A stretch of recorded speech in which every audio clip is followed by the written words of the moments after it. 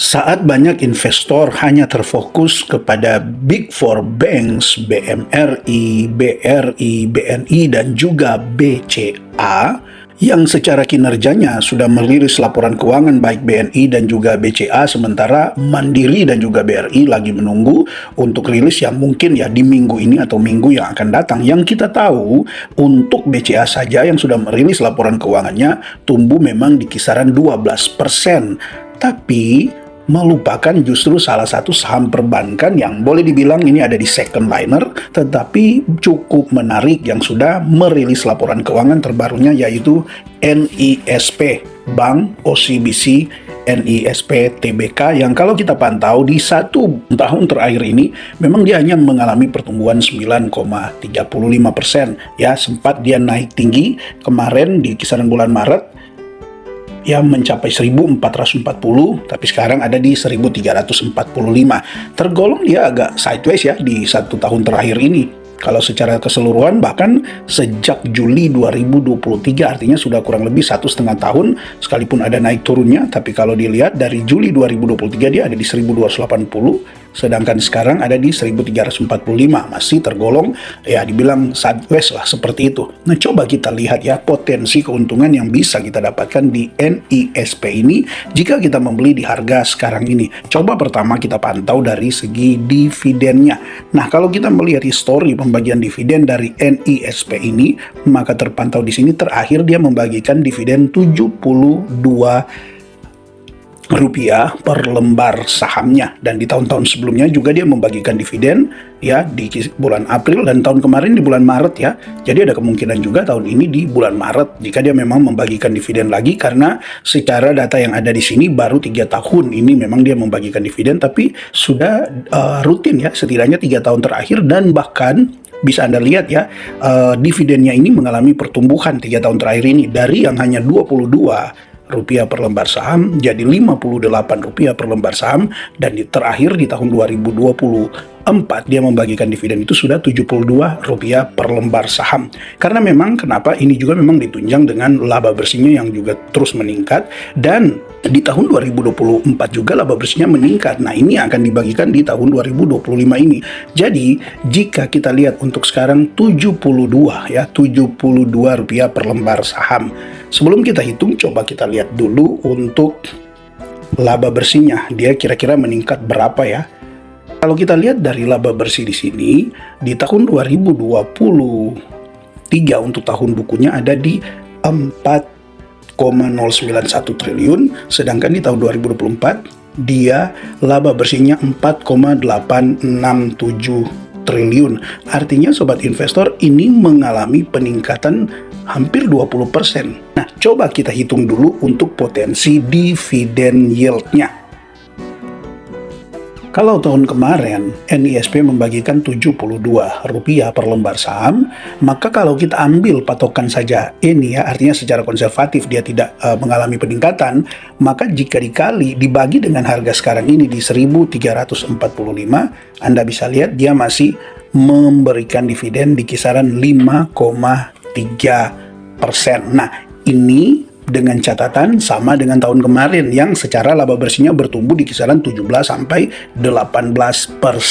Maka kalau kita hitung ya 5,3, kemudian kita tambah dengan peningkatan laba bersihnya atau EPS-nya meningkat di kisaran 17% lah, maka bisa Anda lihat NISP akan membagikan dividen di kisaran 6,2% ya. Sobat investor, ini kemungkinan bisa terjadi karena tadi kita sudah lihat secara histori pembagian dividen dari NISP itu 3 tahun terakhir ini terus mengalami peningkatan.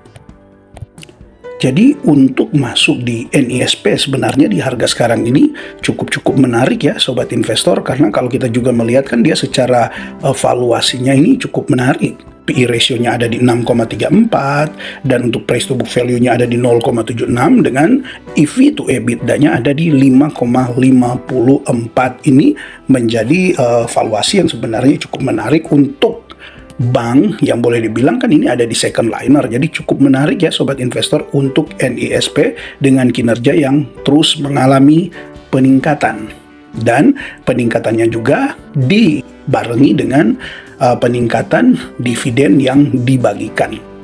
Kalau kita memantau dari price band untuk 3 tahun terakhir ini, PE band-nya bisa Anda lihat di sini, dia sekarang ada di sedikit di bawah dari mean PE standar deviasinya. Artinya kan di sini secara potensi untuk dia mengalami penurunan jadi lebih kecil, sedangkan potensi dia mengalami kenaikan itu jadi lebih besar karena ditunjang dengan pendapatannya yang meningkat masih di kisaran 17-18% secara tahunan. Nah, dengan suku bunga sudah diturunkan 2 kali di kisaran 3-4 bulan terakhir ini, maka potensi pendapatan untuk NISP di tahun 2025 ini bisa meningkat lagi ya sobat investor. Jadi ini memang menjadi salah satu saham yang cukup menarik untuk Anda pantau. Di 5 tahun terakhir ini saja kalau kita lihat dari PE band-nya terpantau bahkan dia sudah di antara standar deviasinya, rata-rata mean PE-nya dan juga di -1 PE standar deviasinya. Nah, jika Anda lihat di sini ya, kalau dari 5 tahun ini, maka kan potensi kalau dia misalnya koreksi, dia memang bisa turun di bawah -1. Tetapi rasanya dengan tren positif yang ada, baik dari laba bersih yang mengalami peningkatan, juga sentimen-sentimen positif mulai ada di sektor perbankan, dengan adanya penurunan suku bunga kemarin, nah ini juga kan bisa menjadi katalis pendorong untuk NISP ini bisa mengalami peningkatan, apalagi kalau kita lihat kan secara kurang lebih ya 1,5 tahun ya, kurang lebih 1,5 tahun NISP ini secara pergerakan harga sahamnya terbilang boleh ya sideways lah seperti itu. Dan bahkan untuk setidaknya berapa bulan terakhir ini ya, dari kisaran bulan Juli kurang lebih 6-7 bulan ini yang memang cukup panjang dia boleh dibilang sideways ya dari NISP ini, sehingga kalau kita lihat memang banyak investor mulai bosan juga dengan NISP ini karena ya setengah tahun lebih dia sideways. Setelah dia turun ke 1190, kemudian dia sempat naik juga ke 1300-an atau 1400 ini ya.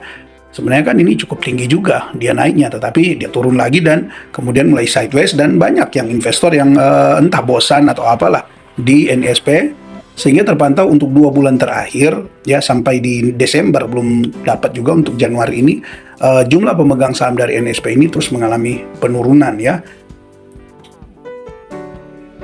Bahkan ini sudah lebih rendah jumlah pemegang sahamnya dibanding dengan di 31 Juli 2024 yang ada di 23.400, sekarang tinggal 23.257. Nah, kalaupun bulan Januari ini dia tambah turun lagi, maka ya itulah sebenarnya para investor banyak yang sudah mulai keluar di NISP, tetapi di sisi lain justru ini bisa menjadi peluang untuk Anda bisa melihat bahwa sebenarnya NISP sekarang ini ada di momen yang menarik, hanya saja belum diapresiasi oleh market. Yang mungkin sekarang ini kan banyak yang masih lebih terfokus ke big banks ya. Kalau kita lihat untuk BCA, BRI, Mandiri, BNI, BRIS juga tergolong saham-saham yang sebenarnya masih banyak dilirik oleh investor, sehingga untuk saham-saham seperti NISP ini ya mungkin dianggap masih kurang menarik, tetapi lihat saja ke depan akan seperti apa.